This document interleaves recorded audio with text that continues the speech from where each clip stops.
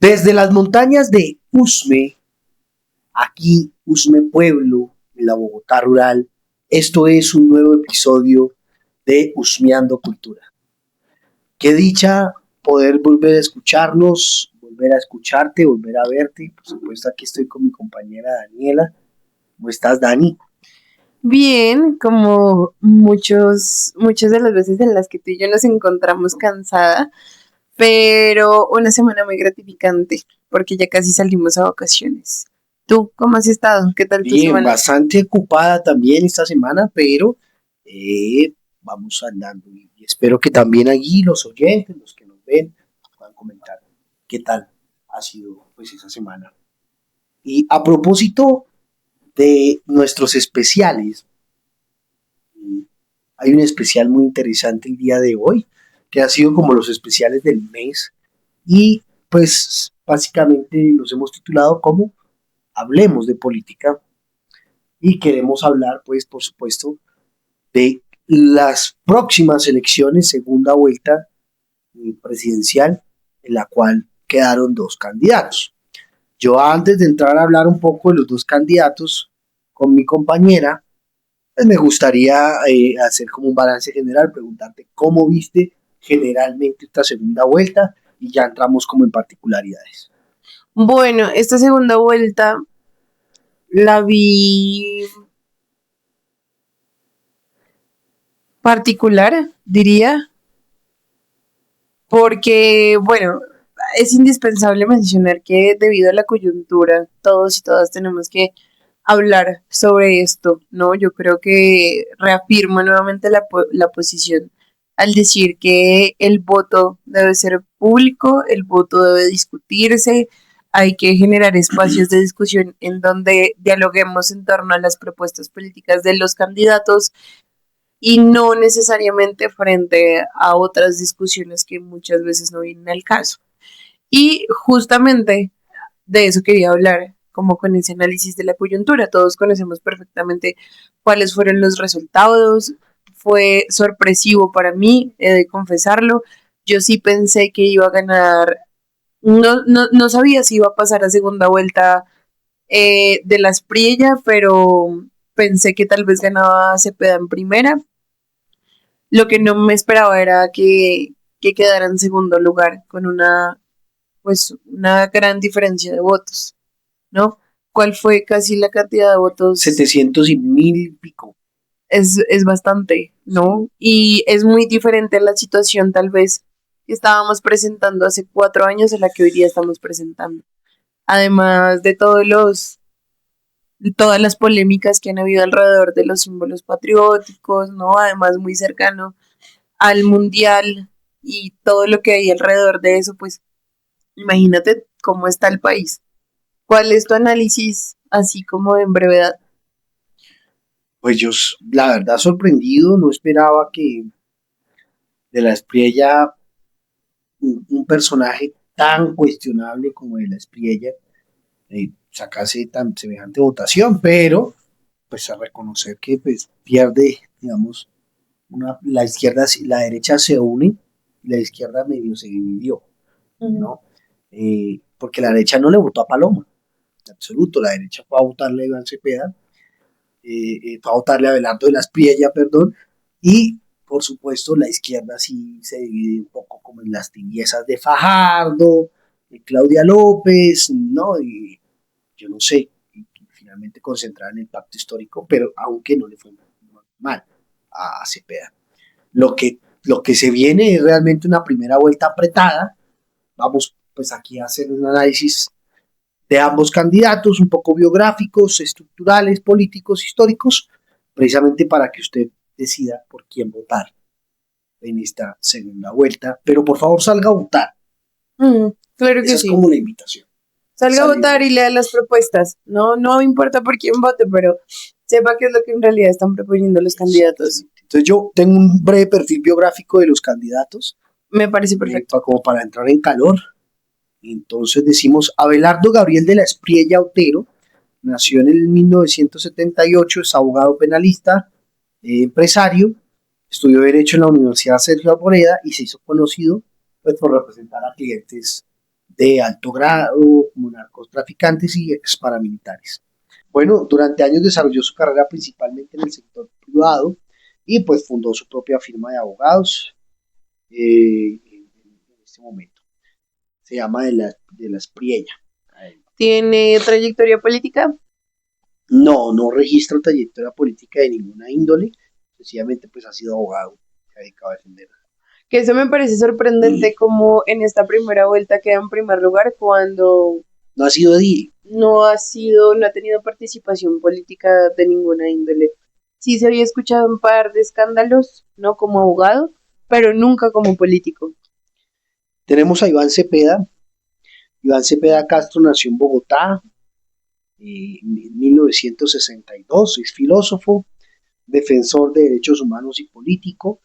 Digamos, su vida estuvo marcada por el asesinato de su padre, hay que decirlo, el senador Manuel Cepeda Vargas, en medio del genocidio dado a la Unión Patriótica en la década del 90, y pues hecho que conmocionó al país, ¿no? Este genocidio de la Unión Patriótica habrá que dedicarle un episodio especial a todo esto que pasó en la década del 90, 80, 90 aquí en este país.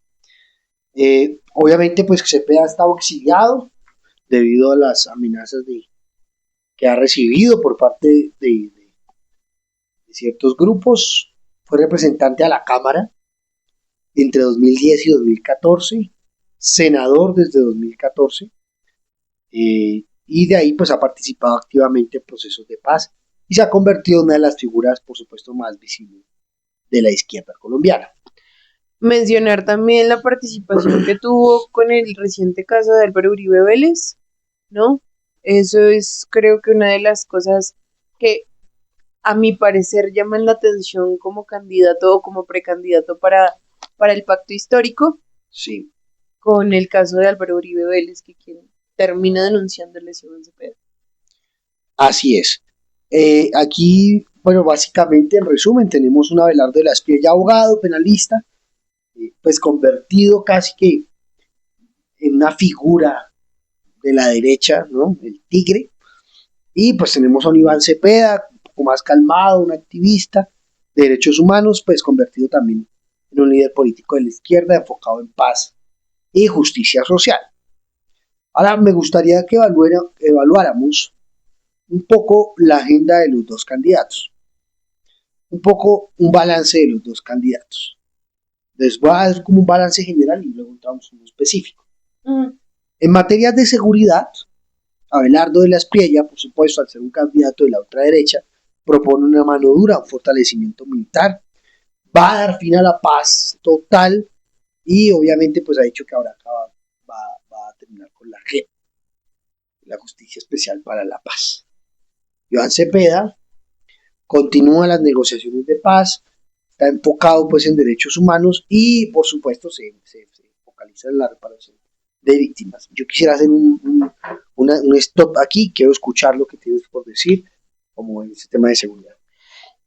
Acá hay un caso muy interesante que yo creo que es un caso que se puede traspolar a todo lo que está pasando en Latinoamérica y es cómo se notan los dos bandos de un lado a otro, ¿no? La polarización.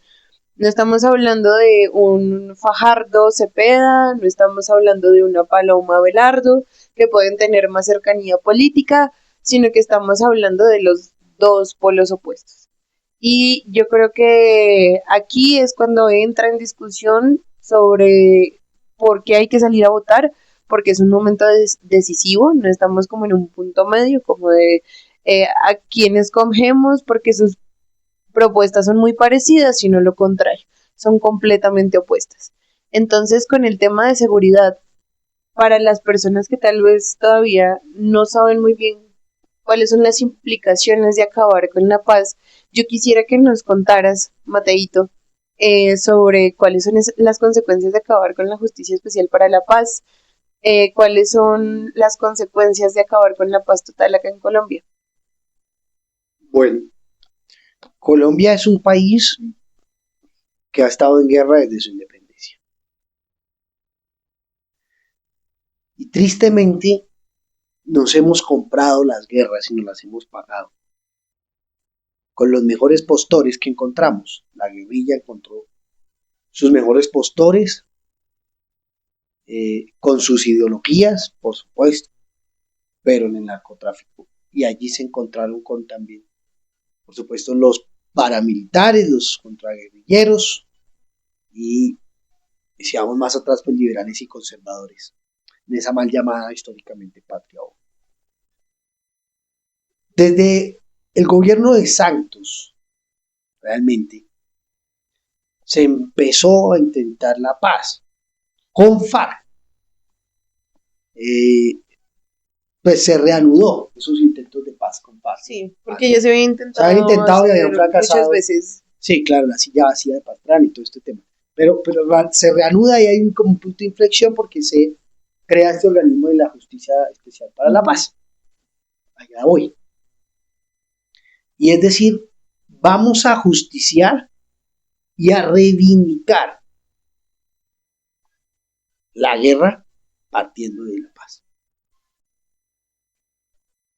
¿Cómo se reivindica la guerra partiendo de la paz?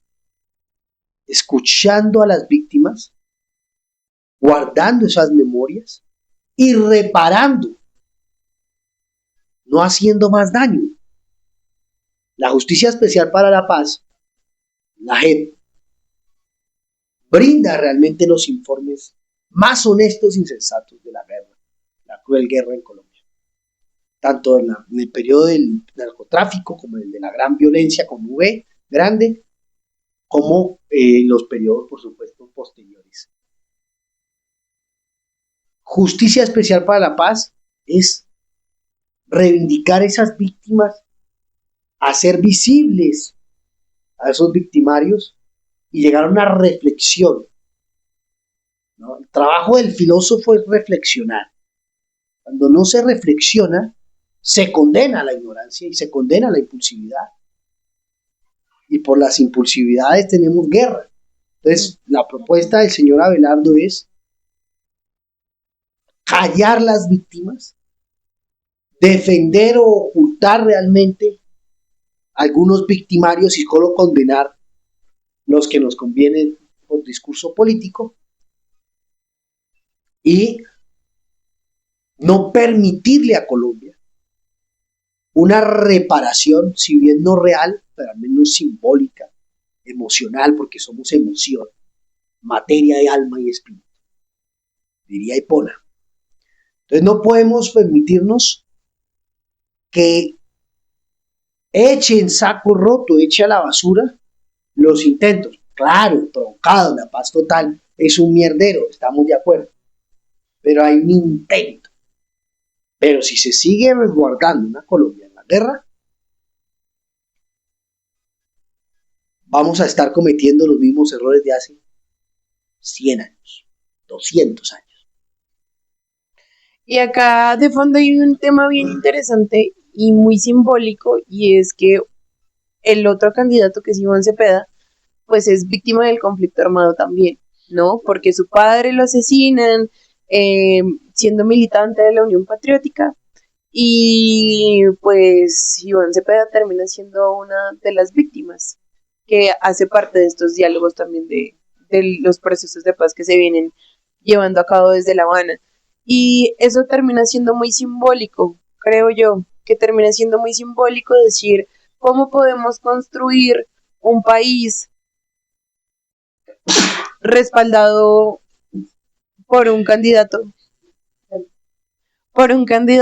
que además de estudiarlo, además de vivirlo, pues se pone como al frente y toma la responsabilidad política y social de visibilizar estas voces, ¿no? Como de, por supuesto, estas voces existen, por supuesto, han habido bastantes informes intentando reconstruir la identidad de Colombia a través de la violencia, ¿no? Como desde las infancias, desde las mujeres, incluso de la comunidad LGBTIQ+, ¿no? Como todas estas voces que sabemos que existen, pero que la violencia incluso como que fue despojándose de todas estas violencias estructurales. Y, y desconocer nuevamente eso, como que dar 3 pasos hacia atrás con los procesos que se han llevado con el gobierno, desde el gobierno de Santos, pues es volver a la violencia y es volver a la guerra. Y qué conflictivo, ¿no? Cuando, pues, no sé, de la Espriella afirma que la justicia especial para la paz hace parte de una narrativa de la izquierda que es una mentira y es una farsa. Pero, pero no hay que desconocer que Colombia está atravesado por la guerra.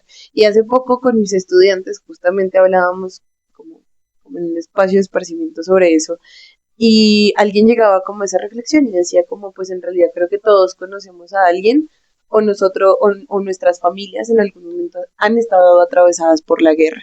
Y la guerra nos ha dejado odio, nos ha dejado resentimiento, y justamente la narrativa que se está construyendo desde las personas que votan por Abelardo reafirma en ese país violento que hemos tenido durante tantos años. Y yo creo que más allá de juzgar por qué se está votando o no se está votando por X o Y personaje, lo que tenemos que entrar a reflexionar es qué país en realidad nosotros queremos, si en realidad que en manos de quién la vamos a dejar. No tenemos que estar inmersos dentro de la política colombiana para poder exigir también, exigirle a nuestros mandatarios, a nuestras mandatarias. Y con esto no digo como vaya, es que si su merced se casa con solamente con un candidato, uno tiene que respaldar todas las propuestas de este candidato, no, sino más bien uno tiene que ser mucho más crítico con el candidato que uno está apoyando que con la oposición. Y bueno, a mí esto me deja como muy pensativa, me deja reflexionando bastante, pero yo quisiera saber cuál es tu pronóstico para la segunda vuelta. ¿Cómo estás viendo la movida? ¿Cómo estás viendo las campañas de Abelardo, la campaña de Iván? ¿Cómo estás viendo ese escenario? Yo quisiera continuar como con esta tablita de balance que estamos, Ah, perdóname, sí, y de sí, paso como ahorita más te adelante vamos respondo con esa eso. pregunta con esto realmente. En materia de economía, en balance general, menos impuestos, Abelardo dice, menos impuestos a empresas. Obviamente esto está siendo como muy sucinto, muy breve, como para informar generalmente a la audiencia y pues nosotros mismos. Reducción del tamaño del Estado e impulsa, por supuesto, el sector privado. Iván Cepeda, lo que tú mencionabas de la polarización, es todo el extremo, ¿no? Opuesto, dice más impuestos a grandes fortunas, fortalecimiento del gasto social y, por supuesto, fortalecer el papel del Estado para reducir la desigualdad social. ¿Qué opina usted de esto? De menos impuestos a empresas, una reducción del Estado es un peligro, Mm, la ultraderecha, ¿no? Casi el fascismo, ujú. y pues se pega pues, el otro extremo. En energía, quisiera hacer énfasis en que Abelardo habla de el fracking, ¿no? Nuevos contratos petroleros y prioridad pues a la soberanía energética. En cambio, Cepeda, como las grandes naciones del mundo, ya han propuesto las grandes naciones desarrolladas del mundo, estoy hablando Holanda, Suiza, Países Bajos, pues parte de Holanda, Australia, ya usan y es transición energética, limitación del extractivismo y por supuesto la protección ambiental. Que acá es importante aclarar, porque hemos escuchado últimamente mucho qué es el fracking, pero no sabemos qué es el fracking. Y hay que aclarar sobre tal concepto y sobre los impactos ambientales que genera el fracking. El fracking, piensen en los pozos de petróleo que se sacan, ¿sí? Debajo de esos pozos sigue habiendo petróleo, pero la extracción de ese petróleo como normalmente se hace puede llegar a ser mucho más compleja. Entonces lo que se hace es como explotar la tierra, o sea, como explotarlo, como hacer pum, para que salga en otro lado y salga en otro hueco. ¿Sí me hago entender? Como explotar la tierra justamente para que salga más petróleo. Ese proceso es muy abusivo con la tierra, genera grandes impactos sociales porque contamina las los pozos acuíferos, contamina el agua que tenemos, y pues el agua que nosotros tenemos, sobre todo donde hay pozos de petróleo, bueno, en toda Colombia, el impacto del fracking sería gigante, porque nosotros como hacemos que nuestros cultivos crezcan. a través del agua, pero si el agua está contaminada, muchos y grandes cultivos se dañarían. Tenemos que pensar solamente como descentralizarnos, diría de las Prilla. Ahí sí como que me permito citarlo, pero hay que descentralizarnos y hay que pensar en la subsistencia de muchas personas de otras regiones, ¿no? Muchas personas de otras regiones, incluso acá, nosotros tenemos acueducto veredal, ¿no? Y eso tiene ciertas implicaciones a nivel comunitario, ¿no? Si nuestros pozos de agua si estuvieran llenos de petróleo, pues probablemente no los podríamos consumir y el tema del acueducto y el tema del agua, pues sería mucho más complejo para todas las comunidades que dependen de ello, para todo el mundo en realidad. Entonces, pensar que una persona esté hablando del fracking como una de las principales propuestas, diciendo que eso va a traer mayor inversión a Colombia, pues es realmente preocupante, porque probablemente sí. A corto plazo podamos ver mucho dinero, ¿sí? Pero a largo plazo, ¿cuáles van a ser los impactos ambientales? Terrible, no, hombre, yo también me uno aquí a la compañera y fracking no, probado que no, es un daño ambiental terrible, pero bueno. Yo por temas de tiempo, ya que eso es un especial más bien corto, vamos a hablar de salud, ¿va? Mantiene la participación de las EPS y pues habrá más control y vigilancia. En cambio, en Abelardo y Cepeda fortalece un sistema público y reduce el papel de intermediarios privados, precisamente, es decir, porque la EPS, quien maneja la EPS, ¿quiénes son? Los capitales privados. Exacto. Sí. En temas de corrupción, piensa usar una tecnología, Abelardo, que se llama blockchain y una simplificación estatal. En temas de corrupción en Cepeda, propone un sistema especial contra la macrocorrupción y un fortalecimiento institucional, básicamente. Y en temas de política social, y acá quiero hacer énfasis, y es, en la política social, Abelardo propone una formación laboral, apoyo a mujeres, cuidadoras y acceso a vivienda dentro de sus propuestas. Que eso los tiene pues a muchos enamorados también dentro de las propuestas. Dice, yo necesito trabajo y necesito pues que me paguen. En cambio Cepeda dice, no, pues hay una renta básica para la pobreza extrema y la idea es hacer una ampliación de los programas sociales que ha tenido este gobierno, renta joven, etc. Entonces, aquí hay un análisis político interesante, porque lo que pretende Abelardo realmente es apoyar a las mujeres cuidadoras y que tengan teniendo acceso a vivienda. ¿Listo?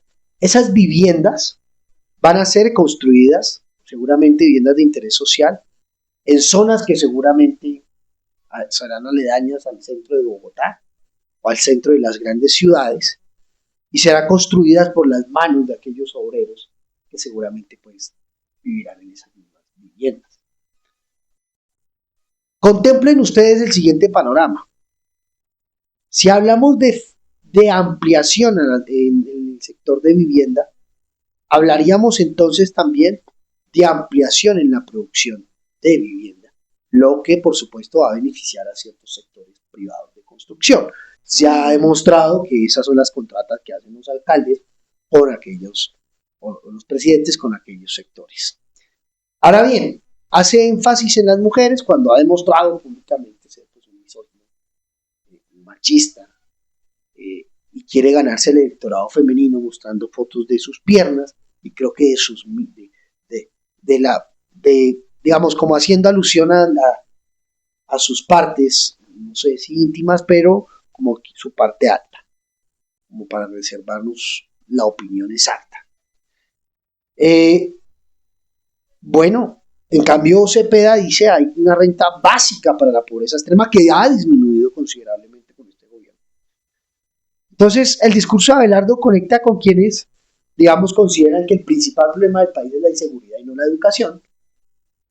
Que es el mismo discurso que se maneja pues de la derecha, como que muchos dirían como no, Paloma es la representante de esa derecha, pero en realidad no, van cambiando los nombres, se van transformando ciertas cosas, pero siguen siendo las mismas ideas de base.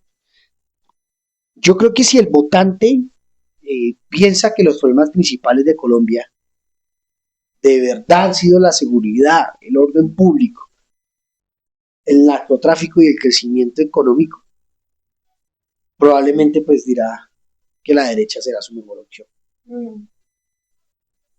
En cambio, si usted considera que la desigualdad en Colombia no es producto de la inseguridad, sino es producto de falta de acceso a la educación, falta de recursos, falta de vida digna, sobreexplotación, concentración de la riqueza en pocas manos y consolidación de la paz, cree en la paz y no en la guerra, probablemente usted se vaya a inclinar por la vida, no por la muerte. Iván Cepeda. En este, ¿usted qué haría? Muy especial. Es el cierre de este episodio en general. Porque ¿usted qué haría? ¿Por quién votaría si tuviera la vida? Disculpe ser tan directo. O la muerte. Si tuviera el que su hijo pueda seguir educándose gratuitamente en la universidad, o le toque prestar servicio obligatorio autoritario para que lo asesinen. Porque esa es la guerra. Esa es la muerte. ¿Usted qué haría? ¿Yo? ¿Votaría por la vida o por la muerte? No, yo creo que todo lo que hacemos en torno a la biblioteca, y acá me permito como abrirme un poco a eso, es para preservar, perdón, la vida. Y yo creo que mi insignia y yo creo que la insignia de la biblioteca debe ser todos los días luchar por la vida. Si nosotros, o si yo, si tú lucharas por la muerte, probablemente no estaríamos sentados acá creando desde el crochet, creando desde la cerámica, desde el stencil, desde la literatura. No permitiríamos crear comunidad, dialogar en torno a la palabra, ¿no? Simplemente nos quedaríamos sentados viendo el televisor si tal vez decidiéramos escoger la muerte. ¿Usted qué haría? Escojo la vida. Siempre. Escogeré la vida. Tú hiciste una reflexión muy bonita. Por la biblioteca, por esta radio, por seguir llegando cansados del trabajo e intentar decir, opinar, refutar, incomodar. Bueno, espero que salgan a votar 21 de junio. Espero que salgan todos a elegir su presidente. Sí, importante salir a votar. Importante ser consciente de por quién estamos votando, cuáles son las propuestas. Y esto fue Desde las montañas de Usme, un episodio más de Husmeando Cultura. Muchas gracias.